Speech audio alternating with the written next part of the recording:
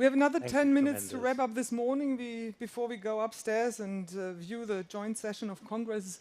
But I think before we talk about the main topics of this morning, after what we heard from Rusty, is there anybody else who just wants to jump in and has a personal note, a personal story to share? Within reason. What NATO means to you, or actually what NATO means to Please, me? at the back here. Could we have some more lights up, Sharon, please? There is a lady at the back. Follow me, and I will take you to her. She's here in the Follow shadow. Nick to Good the morning. light. I'm Clara Jordan. I'm a senior fellow at the Atlantic Council. I also work for an organization called Global Cyber Alliance, and I'm also a fellow Slovak. And I'll just tell my story. You know, my parents share the story of the former ambassador at NATO, Slovakia.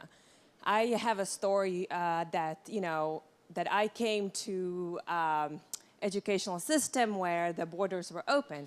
And I went to study to France and to Netherlands, and I started my career at NATO, and I ended up in Washington, D.C., and I worked at the Atlantic Council.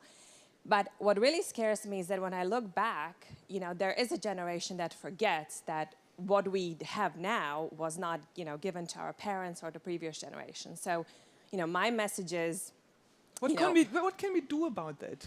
How can we keep the story, your story, I mean, the story of so many people in this world alive? I think it's really to talk about what we would have missed out had we not had these opportunities. That I couldn't go and study. I mean, my parents almost went to jail because they were listening to Beatles. I mean, those are real stories, right? Thank you. And so, what would we have missed out? Anybody else who wants to jump in there? I think that's a very valuable point. Back there, sir. Microphone here. Thank you. Hi, I'm Mircea Joană. I used to be foreign minister of Romania 15 years ago yesterday when my country's flag was raised at the NATO headquarters. And I'd like to say just one word about the huge transformative force that NATO enlargement, and this is not only about security. This is far deeper. It's about the very essence of our societies. It's that kind of transformative force that made 100 million Eastern Europeans, former communist country, prisoners. We are in open-air jails in our countries. I think the ones who had the luxury of being inside NATO for more decades than we have been are not, the younger ones are not appreciating enough what freedom, what democracy, what transforming our military and our intelligence services with the heavy burden of the forma securitate in my country. This is something that we have not the right to abandon. This is the essence of what we want to be. This is the essence of what our children and grandchildren we would love to see what kind of society would be. So this is not a technical thing. This is not even a defense thing. This is not even an Article 5 thing. This is not about President Trump or Secretary General that will be, I'm happy to see him speaking in front of the US Congress. This is about who we are.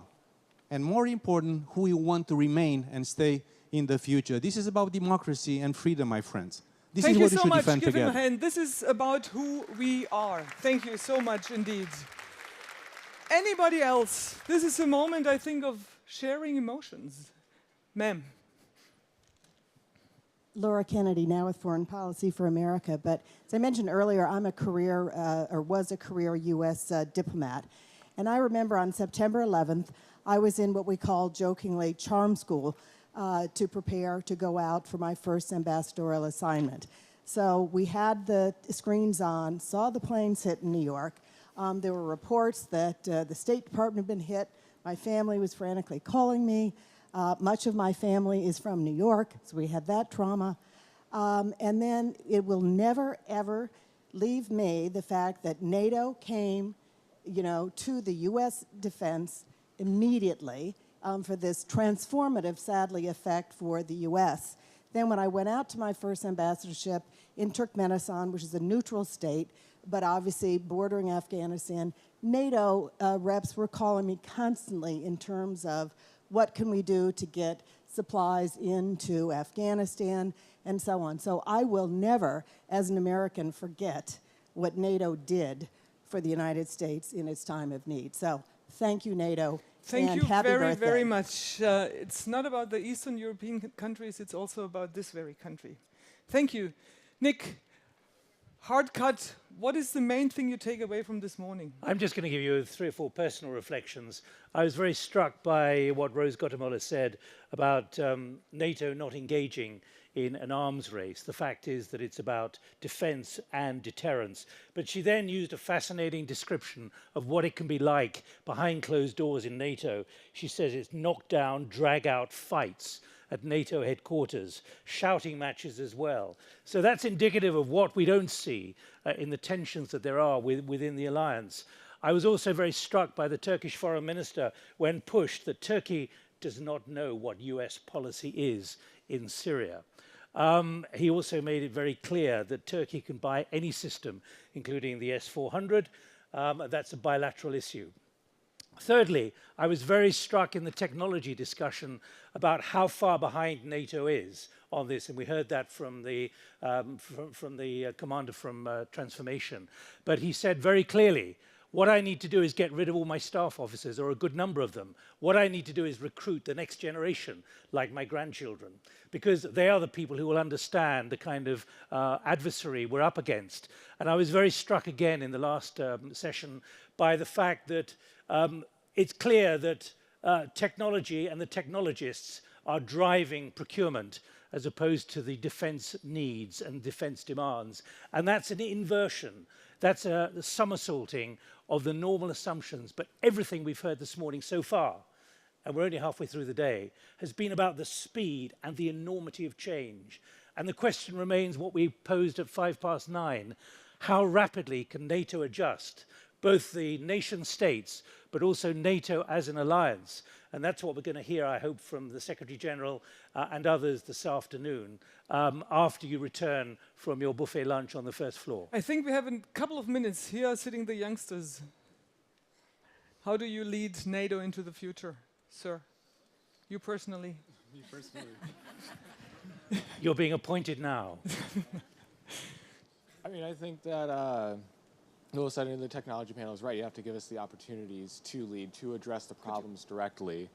And, you know, if you give my generation the chance, you know, we have demonstrated that we have the ability to lead, and we just need that opportunity to lead in the future. Maybe you pass the mic on to the very eager. Anybody else? Young by passport or You don't young have by to have heart? a dark suit to qualify to please. speak here.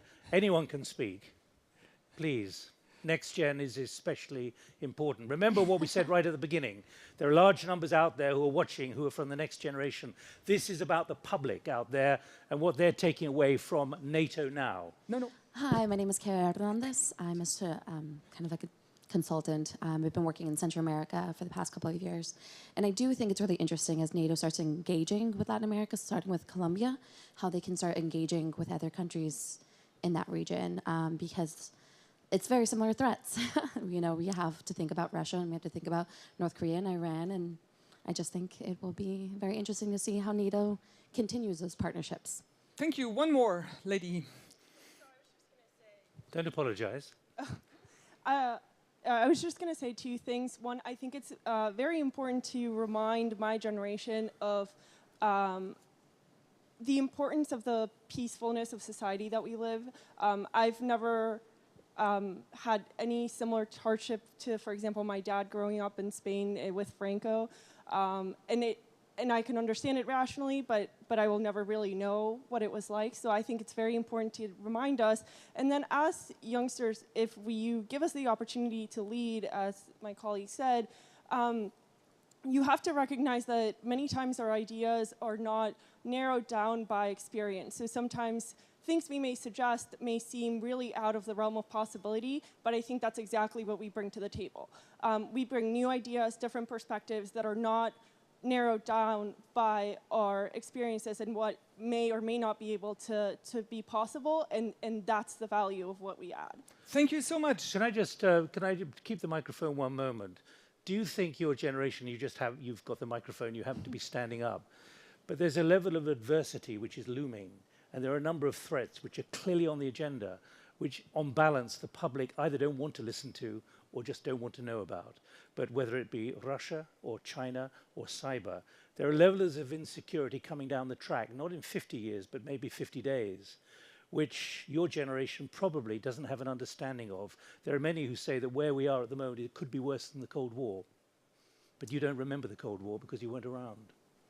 Right, but you hadn't lived through a period that was similar to the Cold War before either, and you were able to adapt. Many people lived through the First World War and then to the Second, but many people grew up just with what the Second World War was. And I think it's an extraordinary adaptation of society that we were able to overcome these issues, and specifically in the case of the United States, for example, overcome the Cold War, not cause massive nuclear warfare, and then come out on top and lead the world in the way that it has. So I think it comes down to opportunities and to giving the right people the right opportunities, and letting us fail sometimes and make some mistakes. Thank you. Thank you very much indeed. It's always the biggest challenge, isn't it? Now let's go upstairs for the live viewing of the joint session of Congress together, and we have to be back sharp. And Please come back on time. Yes, at 12. Before 1 o'clock. Thank you very much.